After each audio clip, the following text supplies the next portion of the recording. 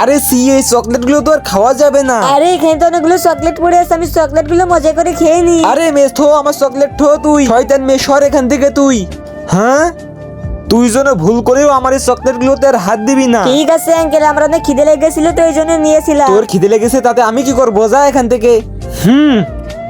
আরে আজকে তো অনেক খিদে লেগেছে আমার, আজকে আমি কি খাবো? আরে সিমটি এই দেখো শোনা, তোমার জন্য আমি জুস নিয়ে এসেছি। এই নাও সিমটি, এবার তুমি মজা করে জুসটা খেয়ে নাও। হ্যাঁ দাঁড়া, তোমাকে এক্ষুনি মজা দেখাচ্ছি।